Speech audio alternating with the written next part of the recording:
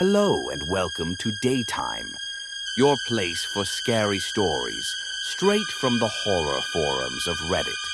Make sure to like and subscribe for more horror tales of things that go bumping the night. On tonight's episode, a man getting home late from work discovers a blank picture frame in his apartment. So, even though life is picture perfect, I still don't know how I got all the empty frames. I was having a good day at work. Not too much to do, just enough to make the time pass and keep me busy. I gave a work friend a ride home and had a long talk. Turns out we're both the youngest siblings in our families, which gave us a surprising amount of common ground. I got myself a chicken salad and drove home. I walked up the stairs to my apartment, and I opened the front door, and right there on the wall with all the smiling pictures of my friends and family was a blank picture frame. Empty. What the hell? While it didn't ruin my night, it made me start asking questions.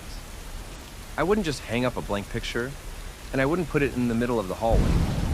I have this large hallway mirror with pictures hung up on the side. It is kind of a centerpiece. Still, I couldn't recall what would have been in that frame, and there was no photo that had slipped out. I wasn't planning on framing anything either, or if I did, I wouldn't hang the frame up before I'd put in the photo.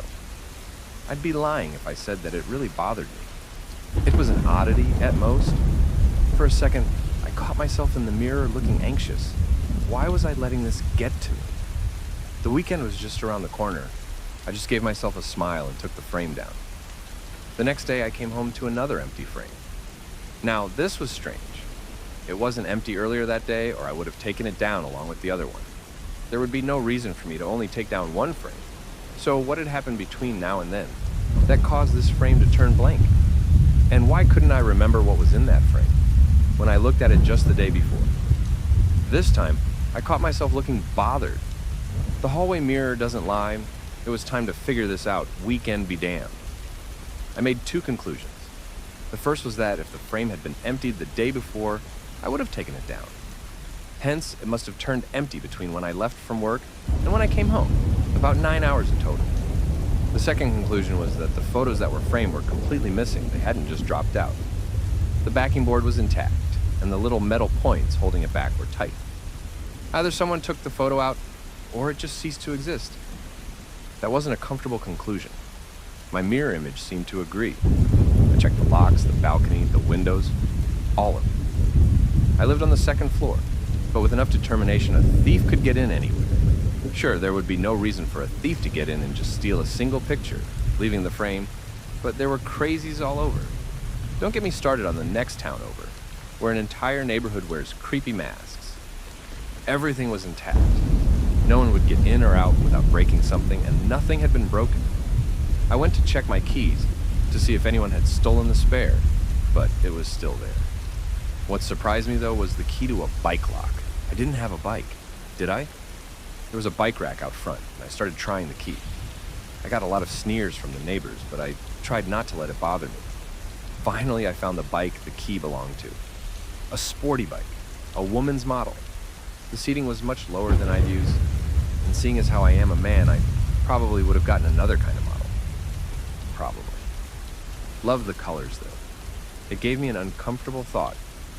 Maybe I wasn't just forgetting the pictures. Maybe I was forgetting whatever or whoever was inside them as well. Maybe I was forgetting people. As a precaution, I hurried back up to my apartment. I wrote down a description for each remaining picture. I also recorded them with my phone. I committed them each to memory to the best of my ability.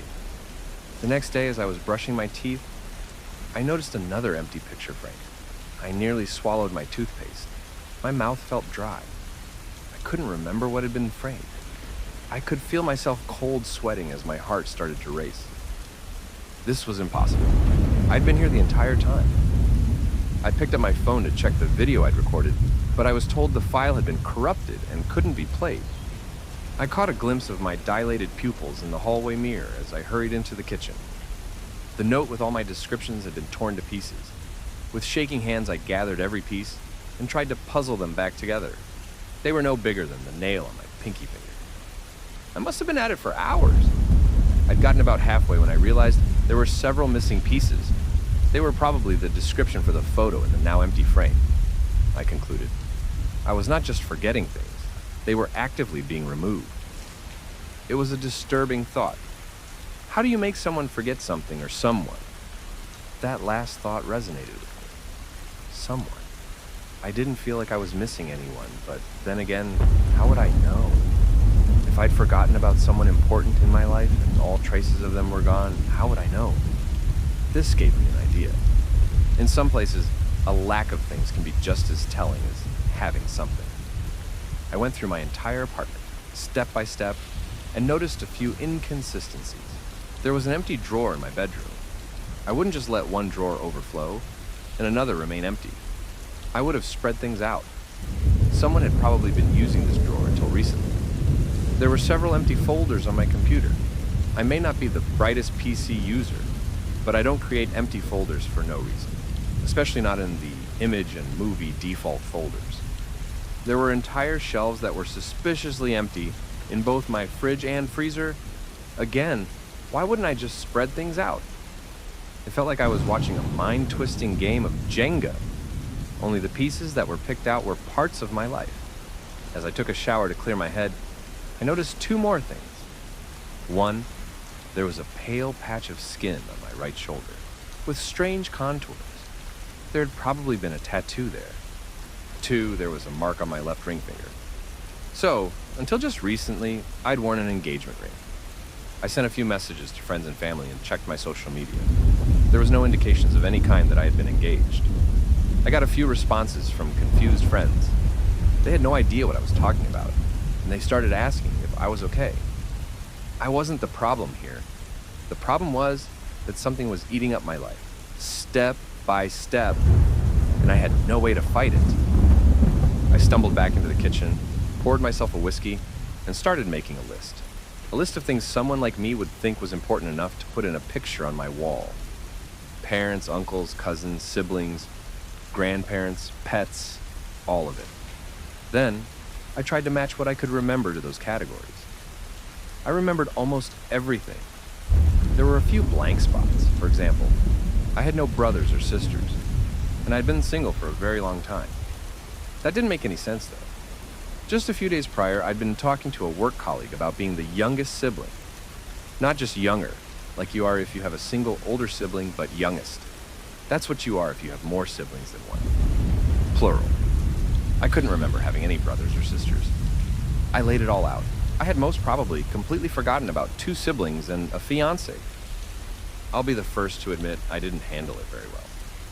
I called my mother after my 4th drink of whiskey, and I wasn't making much sense. She was worried.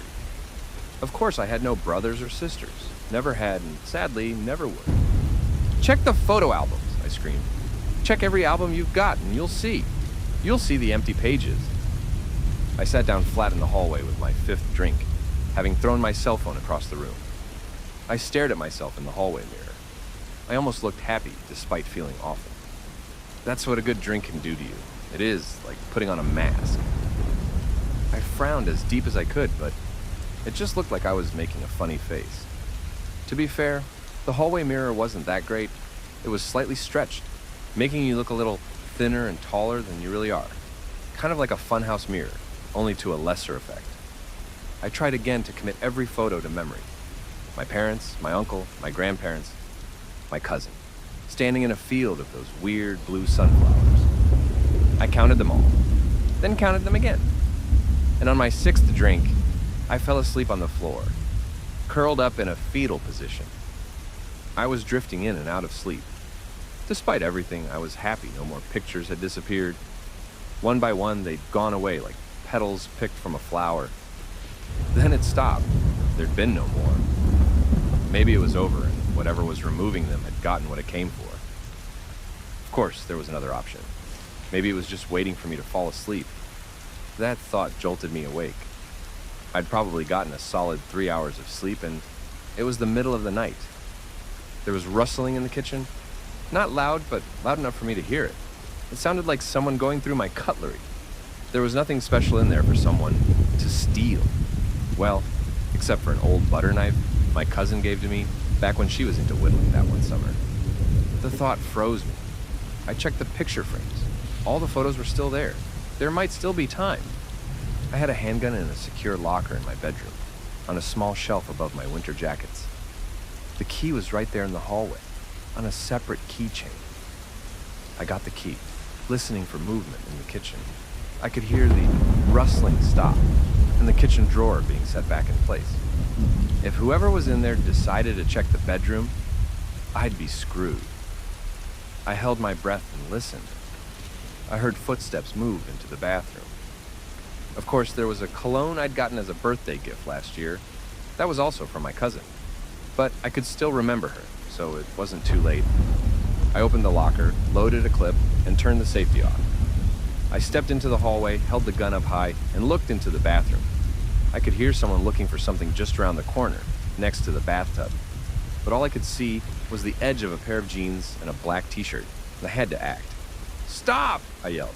"Step out! Slowly!" The rustling stopped. "Hello!" The voice was dark and muddled, as if spoken underwater. It was distant, but near, and it echoed. It made the air tremble so hard that it made my stomach shiver. I almost threw up. "Step out with your hands." He did. I did. It was me. The hallway mirror was empty. There were a few differences. The person I was looking at was slightly taller and thinner.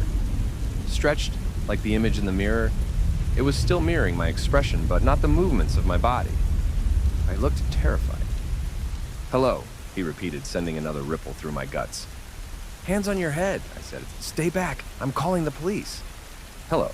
He didn't comply. I double-checked the safety, and it was off. A pinch of the trigger would be all it took. Instead of listening to me, the person stepped forward. I pulled the trigger. I shouldn't have done that. The bullet made a hole in his left shoulder. It went clean through. A few drops of blood escaped him, but evaporated against the floor in puffs of black smoke. The person had been keeping up an act, and now it felt threatened. In an instant, it turned into something else. The face twisted and turned. The jaw unhinged, and the tongue stuck straight up in the air like the rattle of a snake. Limbs grew longer and turned soft.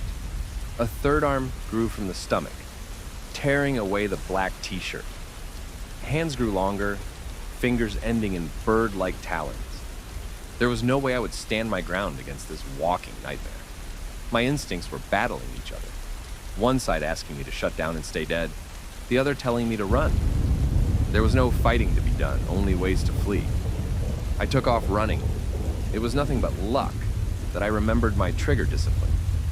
I started running down the flight of stairs. A neighbor was yelling, calling the police. Someone opened a door. I can't remember what happened to them or who they were. A scream I can't remember, silenced. Something the size of a football, being torn free from a torso. I got out into the cool night air. I was barefoot. For a second, I almost convinced myself it wasn't really happening.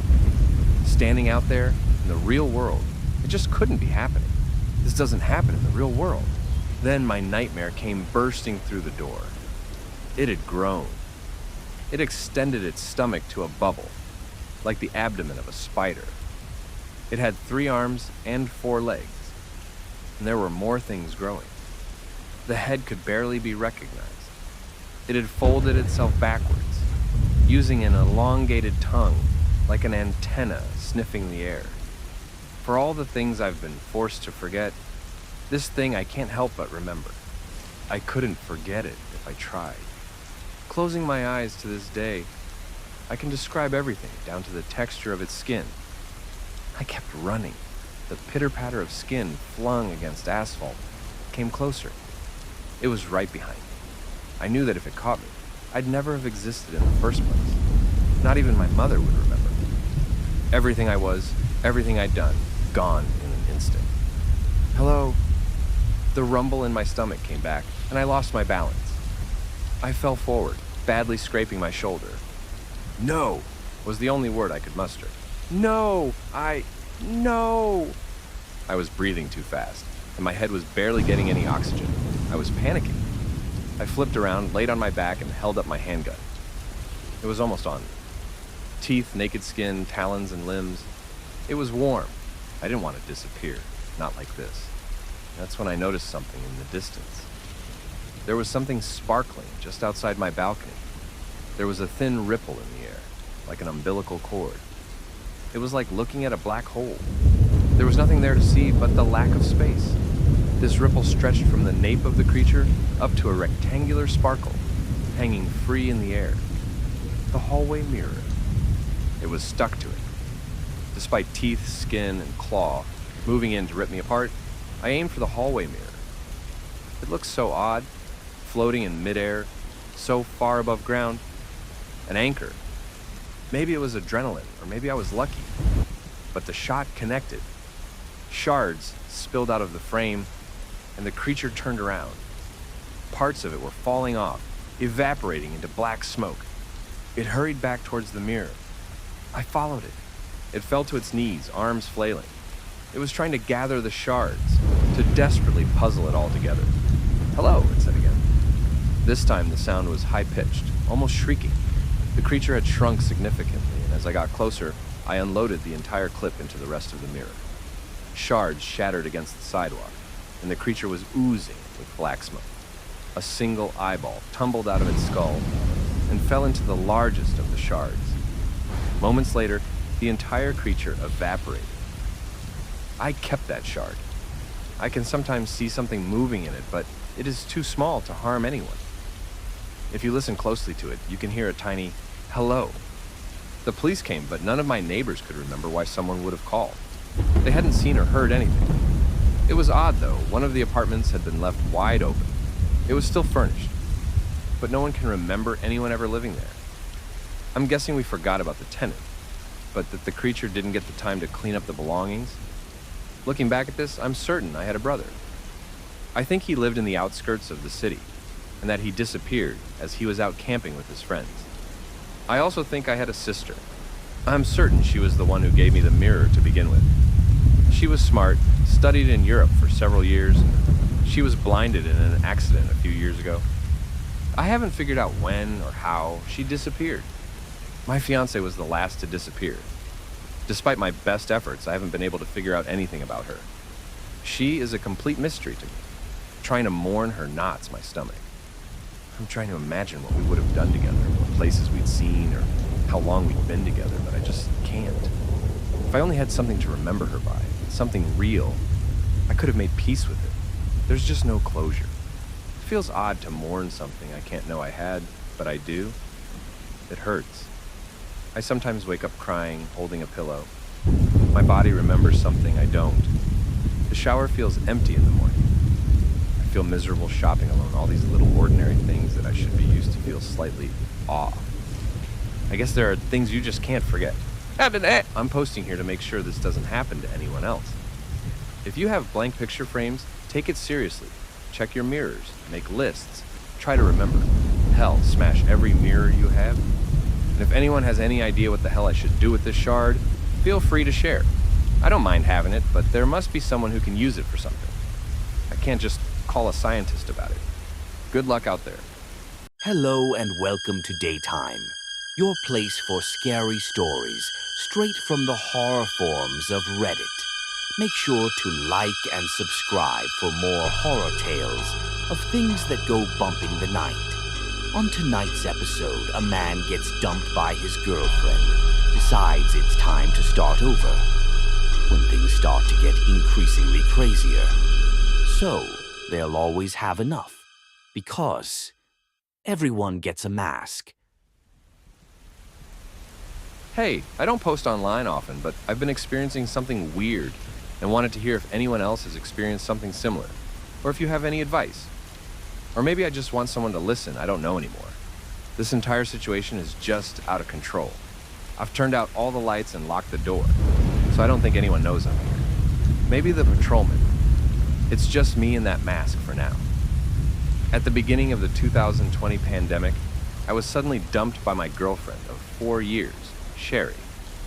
She was going to study at a university abroad, and instead of even having a conversation with me about it, she just decided to end it. Hell, I would have moved to Stockholm right along with her, even if I don't know a word of Swedish.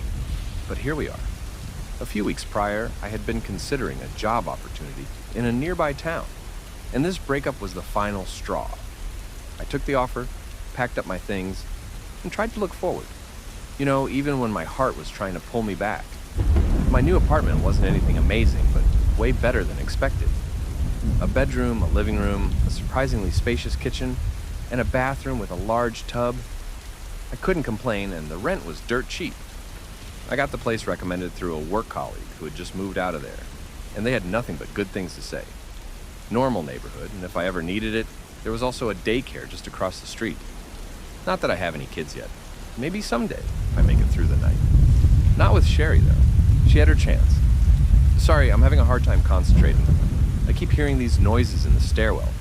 They're knocking on all the doors. So anyway, I moved in at the beginning of February 2020. Everything seemed fine. As a warehouse and logistics manager, I'm constantly putting out fires. But compared to my last job, this was a cakewalk. Living alone, the paycheck went straight to my pocket. I gotta admit, I splurged a bit. New TV, new furniture, fancy new bed. This place shaped up real nice, real fast. Maybe that's why I'm having a hard time letting go of it. I met the neighbors in passing every now and then. Nothing formal, but they seemed nice. The apartment building has 4 floors with 2 apartments each, and I'm on the top one. There are a whole bunch of similar buildings around here, at least 8.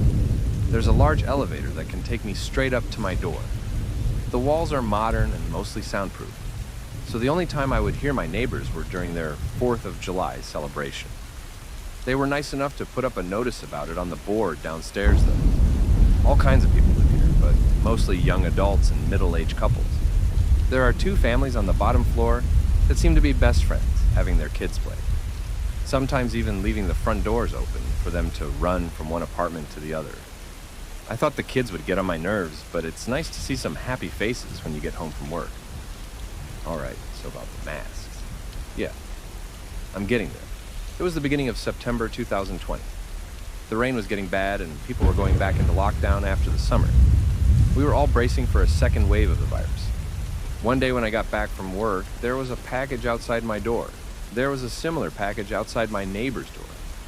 I was curious and walked down a flight of stairs, only to see the same kind of package outside every door there as well. I figured it was a commercial stunt, so I just picked up my package and opened it then and there it was. It wasn't just some ordinary, cheap plastic mask. This thing had a built-in air filter and was made with some kind of rubbery plaster, almost half an inch thick. It could cover my face and half of my scalp. It was large enough that there was a little mechanism that you could hook behind your ears, built in, but it was a bit loose. The thing probably cost upwards of $100 to make. Probably weighs around 2, maybe 3 pounds. The problem was the face. This mask was weird. It has the expression of someone just mindlessly gazing into nothingness. Mouth half open, slack-jawed, tired eyes. A piece of white felt behind the eyes, so you can't see what the wearer's looking at. It has a sterile white color, with a thin black lining around the inner edges of the eyes. Kind of like an eyeliner.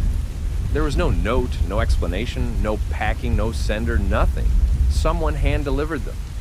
I was about to go inside when my neighbor stepped out of the elevator. We had a small chat and wished each other well.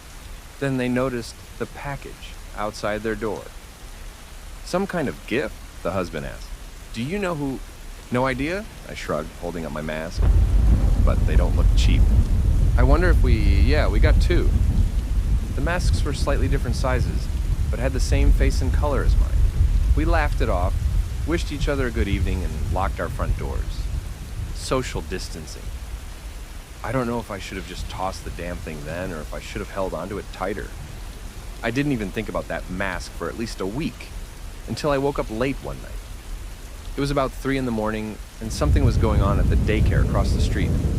3 police cars, all with flashing lights, pulled up at the same time.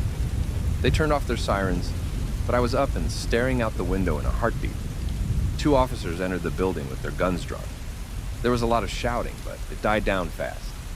About 10 minutes later, an ambulance arrived. No sirens, just flashing lights. Police tape was put up. The next day, there was a short article in the local paper. There'd been a murder. A young man who lived in the area was on his way home when he was reportedly followed. He called the emergency number and tried to take shelter in the local daycare, but police didn't get there fast enough. He'd been stabbed to death while the emergency operator was still on the line. They couldn't say for sure if the assailant had been a man or a woman, only that they had been wearing an odd white mask with a peculiar expression. The police were all over the case. They checked with every single neighbor in the area. I was one of the last ones they interviewed, seeing as I lived on the top floor. I told them what little I could, and they seemed ready to let me go. That's when I showed them the mask. I'd hidden it away in a storage closet and hadn't thought about it in a while. Same as the others, they said. Did you see who delivered it? Not a clue, I said. Everyone got one. No. Weird phone calls, notes, friend requests? Of course, there was nothing. The masks had shown up out of nowhere. The hunt for the masked murderer was on. It wasn't exactly nationwide news, but we got our fair share of reporters looking into it. Apparently, the victim had a mask of their own, but it was found broken. The police looked into everyone who owned one of those masks, but it was soon made clear that the murderer could have been just about anyone in town. There was no way to tell where the masks came from, or where they'd been made. Someone could be handing them out just to throw the police off their trail. In the months leading up to Christmas, I started seeing those masks around town. People started wearing them to protect themselves from the pandemic at first. They're surprisingly comfortable. But after a while, it became a social thing.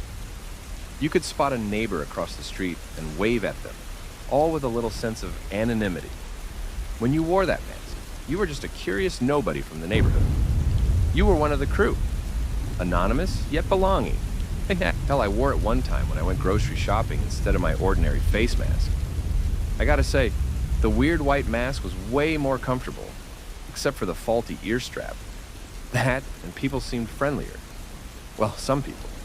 The ones with masks. Soon, I started seeing the masks at night.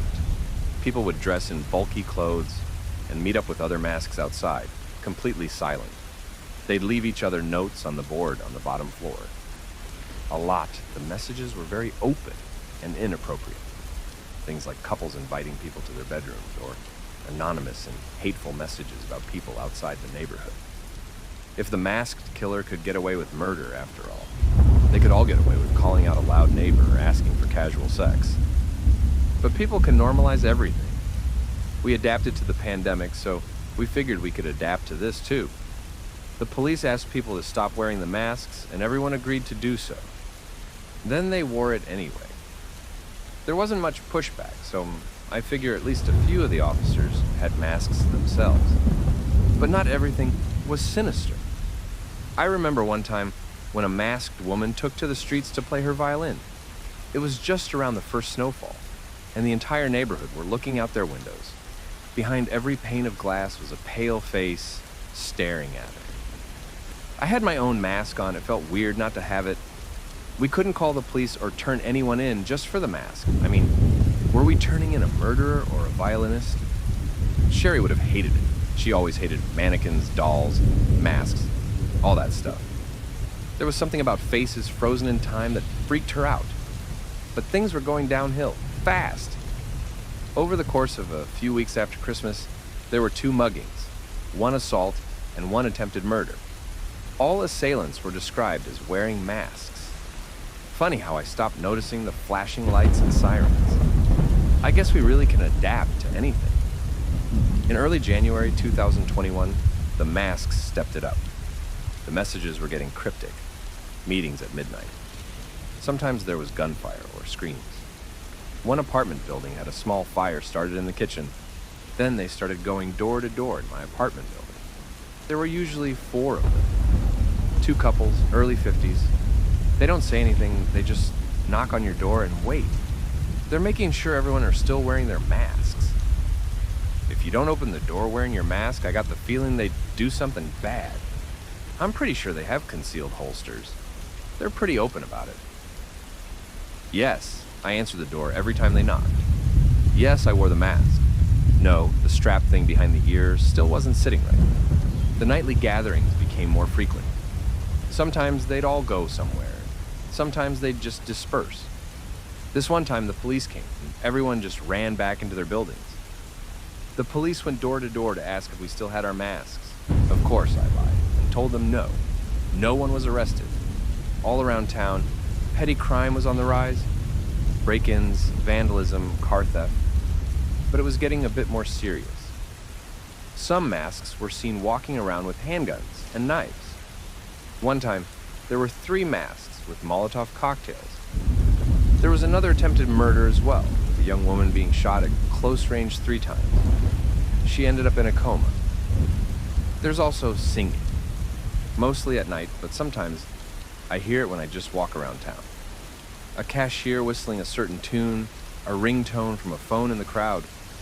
People all around town started embracing the idea of living double lives. Hell, sometimes they don't even try to hide it. I once saw a mask and uniform handing out parking tickets in broad daylight. Fast forward to 3 nights ago. I've been getting ready to leave town. I've talked to my brother about crashing on his couch, and I've been packing up the essentials. Then someone knocked on my door. The patrolman, I figured, and put on my mask. But it wasn't the patrolman.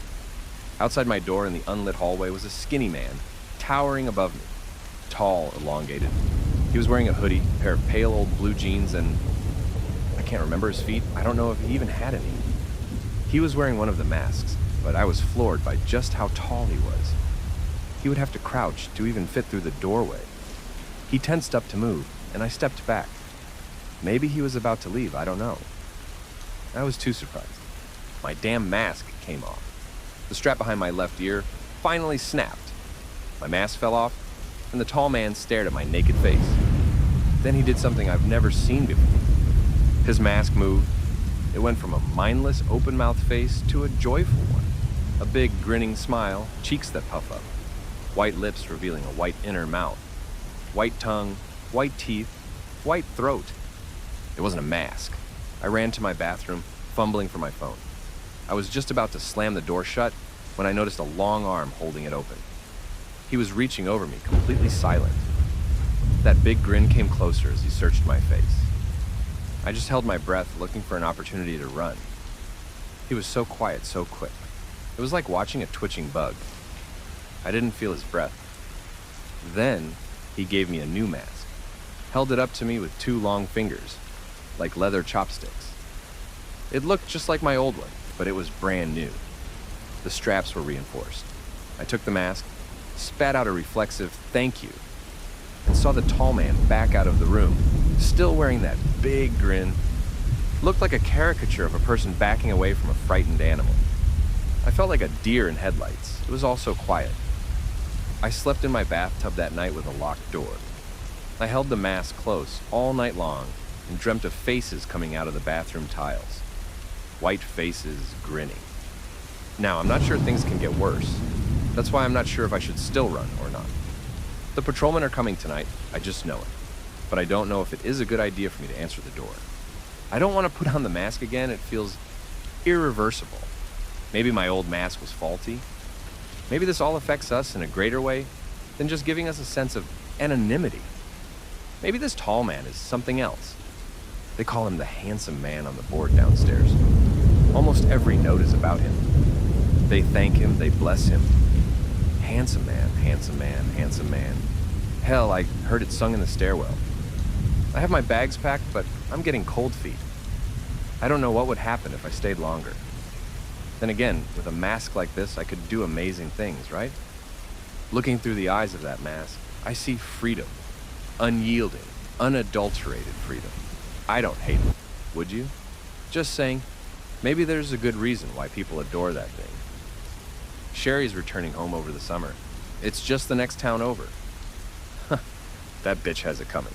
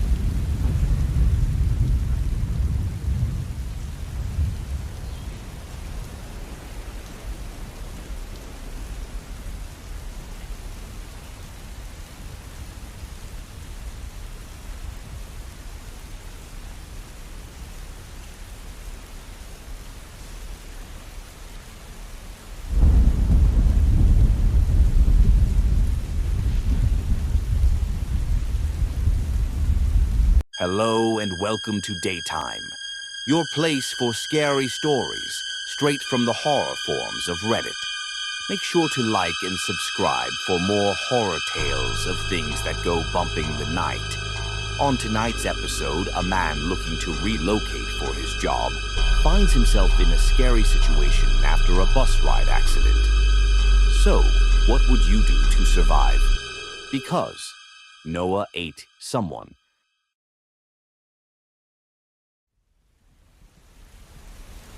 A few years ago, I was moving from Cleveland to Minneapolis. It had been the worst year of my life.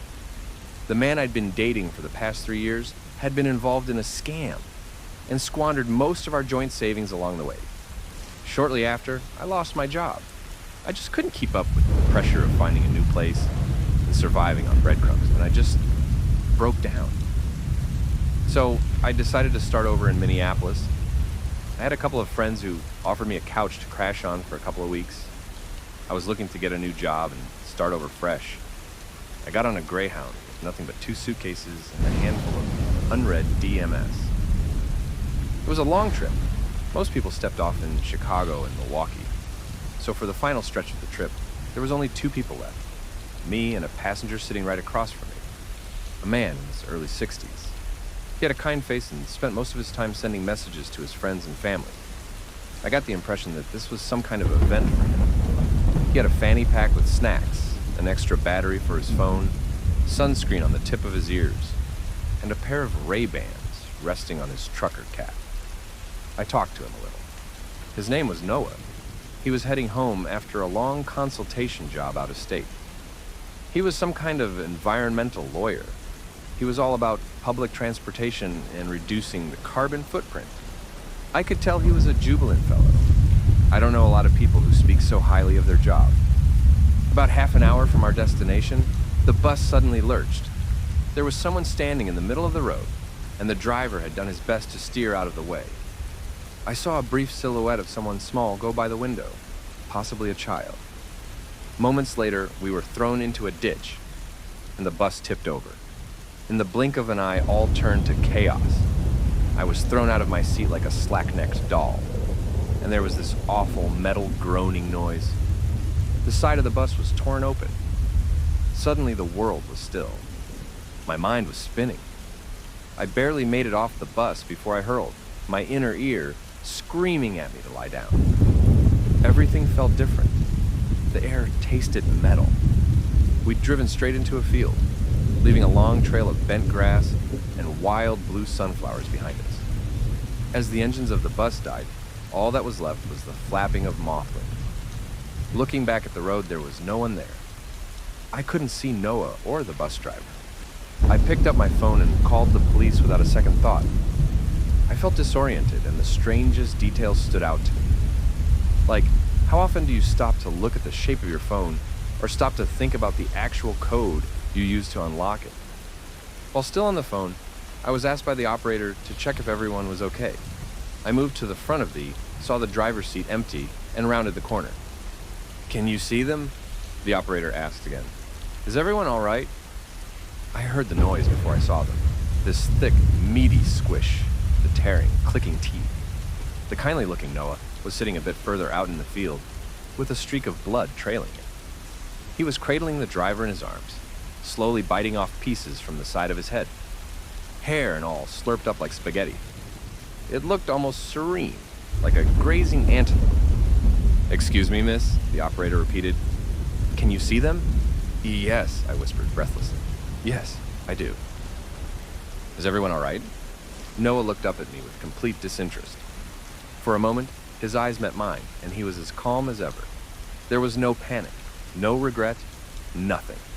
Like a dog enjoying a meaty bone. "No," I wheezed back into the phone. "No, we're not all right." Yes, he'd killed and eaten that man. The moment we got off the bus, the first thing he'd done was to kill and eat him. No hesitation whatsoever. For a good 15 minutes, I just stood there, watching.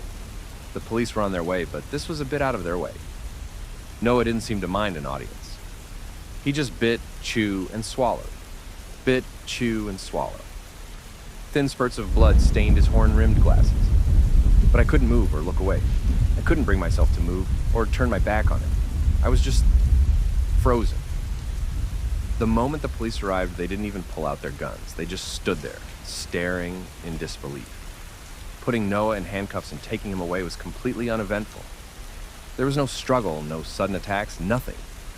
Noah just looked disappointed to have his meal taken away, like a child tiredly reaching for his teddy bear.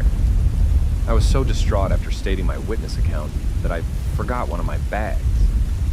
I just took the one closest to me and got out of it. I couldn't bring myself to call on my friends. I crashed at the first motel I came across.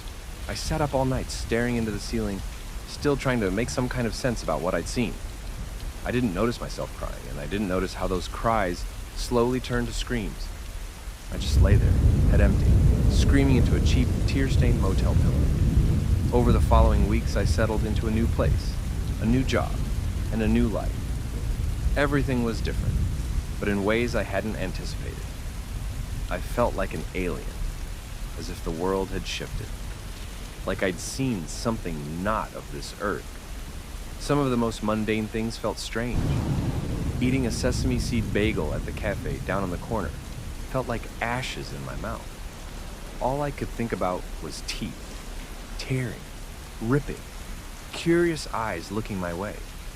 But looking past all that, there was something else that kept crawling back into my mind. Just how awful I was at judging someone's character. How I hadn't noticed the scam my ex had been wrapped up in, costing us our savings.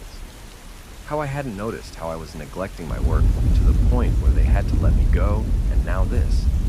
How I couldn't see that the friendly Noah on the bus had been ready to eat a living person at the drop of a hat. It didn't add up to me.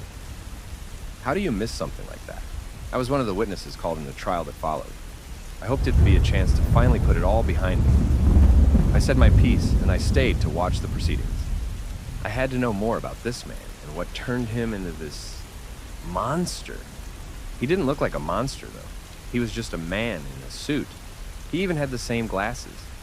I couldn't look past his friendly demeanor, still as unbothered by this whole situation as the day I saw him bite down on raw flesh. There was a clinical psychologist called to the stand. He'd been there to assess Noah's mental state and was ready to share his findings. Mr. Ayton is deeply confused, he said. To him, this behavior is not something new. This is something he's been forced to do for years in order to survive. Is he confessing further crimes? Yes, the psychologist continued. But Mr. Ayton has lost perception of reality. He speaks of living in a forest, hunting people for food. He has no memory of ever having a family or an occupation. To him, his life has been about inhuman acts brought by never-ending strife. And you assess that this belief is a genuine response to trauma? Yes, his belief is genuine, the psychologist agreed. This man has suffered a great trauma. There was a short pause as the psychologist checked his notes and adjusted his glasses. It's as if he believes he comes from a different world. In Noah's mind, he'd been a murderer for years, trapped in a sort of limbo state. His description of the world was horrifying, living in a space of ruptured reality where the only certainty was famine and pain. He'd taken refuge in what he believed to be the shell of an abandoned bus. Suddenly, there were intruders in his space, one of which he killed and ate. The other he didn't mind, since he was already having his fill. According to his testimony, he was even willing to share. He wanted to be a good host. His family spoke of another story. To them, Noah was a kind man with a busy schedule. There were pictures of him coaching his son's basketball team. He'd recently celebrated 30 years of marriage to his wife, which he loved dearly. To them, this was an unreal nightmare. There was nothing in his history pointing to this kind of madness. Something happened, they said. Something must have happened on that bus. I hate to admit it, but I agreed. It just didn't make sense. I'm not sure what happened to Noah. There was a lot of talk behind closed doors, and most of what was said stayed there. The papers didn't say a lot about it. There was mention of a case of mutilation, but every report about it was vague. It's as if no one really wanted to report it. Maybe they didn't know if it was a case of mental illness or something more sinister. Either way, there wasn't much said about him. tried to put it out of my head. I caught up with my unread DMS. I'd been dreading reading worried texts, demands about unpaid bills, and whatever else might kick me further while I was down. I couldn't go back to that world just yet, but I sort of had to. But that's where things took another turn. I didn't recognize these messages. Unknown names and numbers, asking me to call them back. One begged me to reconsider. Another sent me an address and a name. All kinds of strange, even coded messages. Also, bank accounts, payments. That made me pause. I had no idea who these people were or what they wanted from me. Had they gotten the wrong number? I remember my second bag. I'd only brought the one, which I'd stashed away in my bathroom. I hadn't opened it since that night. And the second bag, well, I still hadn't talked to the police about it. But I decided that before I did anything else, I ought to at least unpack what little I'd brought, even though it might be stained with blood or worse. I couldn't bear the thought of it. But opening the bag, well, there was nothing of the sort in it. It was my bag. I was certain of it. But there were no clothes or keepsakes. Instead, it had syringes wrapped in leather casings, little clear vials, unmarked, sheets of plastic, bags, duct tape, and knives. Several knives of various sizes, all sharpened to perfection. I picked one up, it fit perfectly into my hand as if made for me. Looking up at the bathroom mirror, there was something about the image looking back at me that I couldn't recognize. While I could feel a frown forming on my brow, the face looking at me had a creeping smirk, and I saw it blink. That was only the beginning. The police didn't have my second bag. There had never been a second bag. There was only that one bag, and I couldn't recognize a thing in it. Even stranger, I couldn't get in touch with anyone I knew. All numbers seemed to be out of commission. My parents, my sister, my friends, none of them. I couldn't call them or find their social media profiles. In my bag, there was a wallet, several fake IDs, and thousands of dollars in cash. I couldn't recognize the president on the bill. With every revelation, the smirk on my mirror image deepened. It would tilt its head the other way. It would look up and down, observing me. I'd raise my hand towards it, and it wouldn't return the gesture. Once, when I was in the bathroom, the bulb went out. I was standing there, fresh out of the shower, in complete darkness. I wrapped my cold towel around me, and I heard something. It sounded like a distant echo of my own voice, as if spoken from the other side of a window. Closer, it whispered. I didn't say anything. I just held my breath and listened. I'm lost, it continued. Coming home. A finger brushed against my hair. I recoiled, and so did something else. I heard footsteps, moving away. As I opened the bathroom door and let some light in, the mirror image was nothing out of the ordinary. But somewhere out there in the dark, I heard waning footsteps. With every message I received, it was becoming increasingly clear that people were expecting something of me. That I'd move somewhere, meet someone, do something. I was asked about my equipment, about places and times. There were also a handful of threats from people expressing disappointment. There was a knock on the door once. Another time, I saw a car slowing down to watch me through the kitchen window. There were mysterious phone calls at night, and whenever I stepped into a dark room, I'd stay clear of mirrors. If I stepped too close, I could hear something moving in there. Footsteps, irregular breaths. Sometimes I'd feel the warmth of something reaching for me. Skin, just inches away. Then, a hasty retreat. I decided to retrace my steps. After all, Noah Ayton had been a family man before we swerved off that road. But what the hell had I been? Maybe he wasn't the only one who'd changed. I rented a car and took to the highway. I was having trouble navigating, ending up down a couple of roads I wasn't supposed to. When I finally began to recognize where I was meant to go, the sun was already setting. I didn't care. I was ready to drive through the night if need be. The first rain spatter came as soon as the sun set. The wind was picking up. I didn't dare to look in the rearview mirror. I didn't want to think about what I might see. I don't know how long I drove. After a while, I stopped seeing other cars on the road. Then, a shadow. Someone in the middle of the road. A boy? I stepped on the brakes. A couple of moths thumped against my windshield as my car came to a full stop. I caught a glance at a side view mirror, only to see a hand reaching out. I blinked it away. I got out of the car, looking back down the road. I could still see the silhouette of a boy, walking away, just like that night when the bus swerved off the road. This had to be connected. Just had to. I left my car running by the side of the road. "Wait," I called out. "Hold on."